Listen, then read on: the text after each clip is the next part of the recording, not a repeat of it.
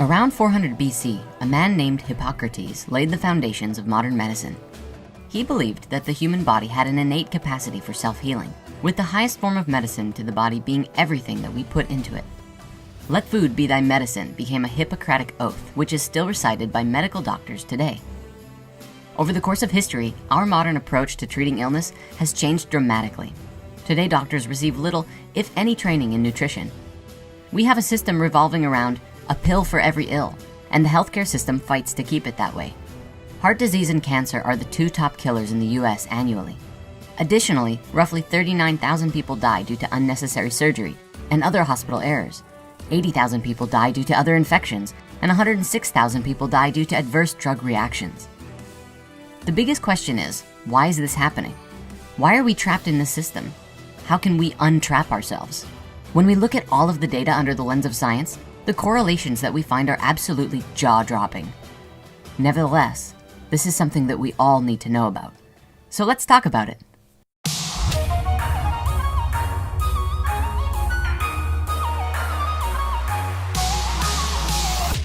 It seems to be a maxim of the world, something that we've heard over and over and over again. Everybody knows it.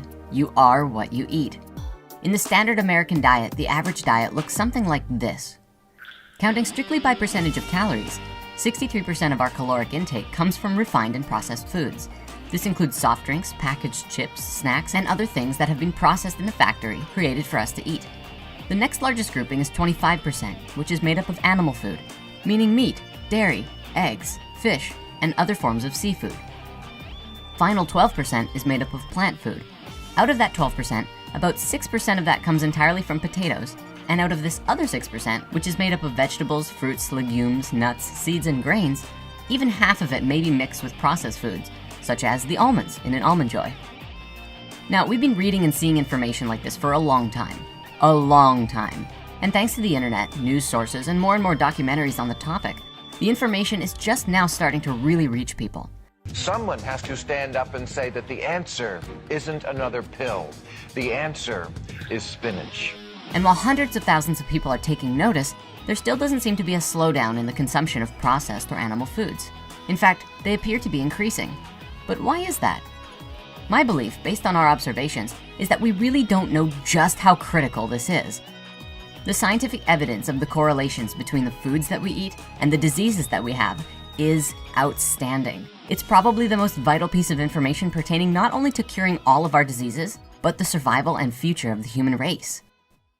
In 1974, Chinese Premier Zhou Enlai was hospitalized with bladder cancer.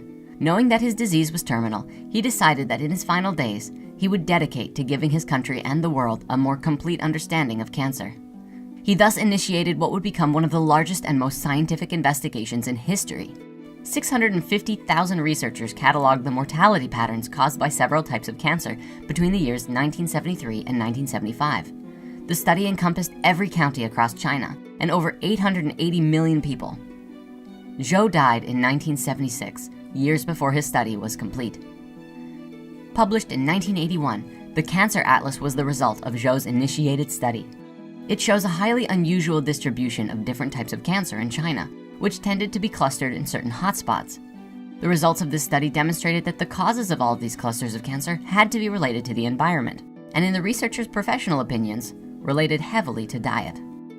Two researchers who have made groundbreaking contributions to this effort are Dr. Colin Campbell and Dr. Caldwell Esselstyn.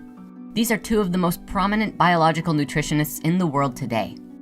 When Dr. Campbell learned about the Cancer Atlas, it became what he described as the capstone of his research and took him down a road of discovery which would ultimately become published in a book called The China Study.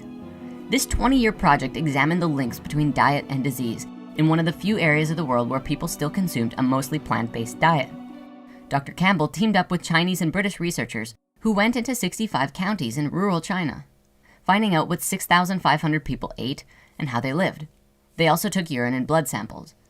It took them years to analyze and correlate all of this data.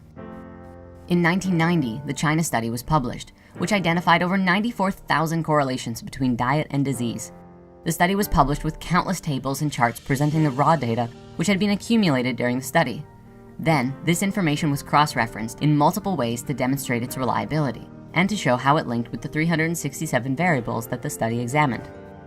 The study was a very clear indication of some very powerful revelations. The moment that animal products were introduced into the diet, blood cholesterol levels went up, cancer started to appear, and disease started to make its way into the communities.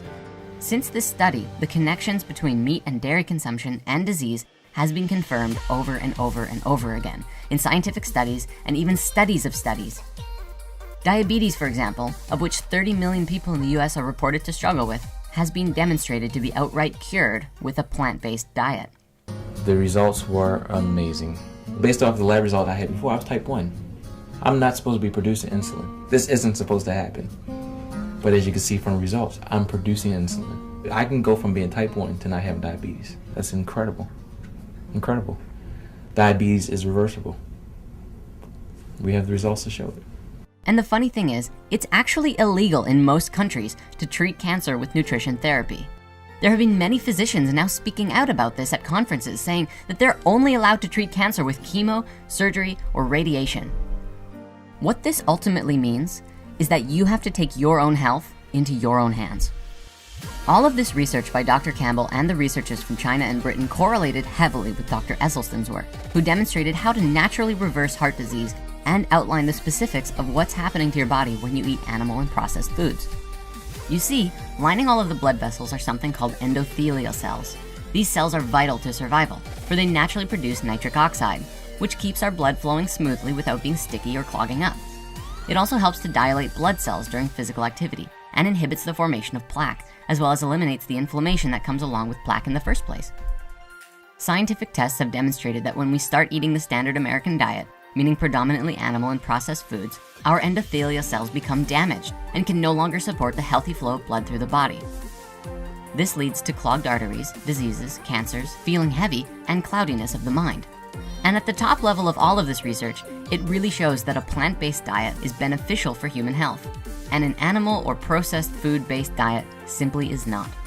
Dr. Esselstyn's research, however, demonstrated that if anybody, regardless of who they are, adopts a plant-based diet, we instantly begin reversing the process of the damage caused by meat and processed foods.